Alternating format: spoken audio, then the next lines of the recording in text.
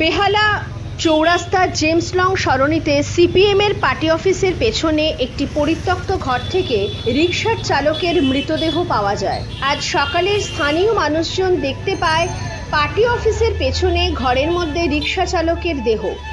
এই নিয়ে ব্যাপক চাঞ্চল্য সৃষ্টি হয় এলাকায়। দেখা মাত্রই সঙ্গে সঙ্গে বেহালা ঠাকুরপুকুর থানাকে খবর দেওয়া হয়। ঘটনাস্থলে পুলিশ এসে দেহ উদ্ধার করে। প্রাথমিক তদন্তে অনুমান করা যাচ্ছে না সুইসাইড কি না খুন। স্থানীয় মানুষ জানান, পুলিশ যখন বের করছিলেন গলায় গামছা জড়ানো ছিল। আত্মহত্যা কি খুন এটা নিয়ে মানুষ দ্বন্দ্বে আছে। একটি মালিক দাবি করেন মৃত ব্যক্তিটি 20 বছর তার কাছে গাড়ি চালান, তারপর ছেড়ে দেন। 1-1.5 বছর পর তিনি আবার ওই গাড়ি চালাতে থাকেন আর সকালেই ঘটনাটি ঘটে। যেই বাড়িটিতে তিনি থাকতেন সেই বাড়িটিতে কোনো লোকজন থাকতো না বলেই তিনি ওখানে বসবাস করতেন, এমনটাই জানেন এলাকার মানুষ।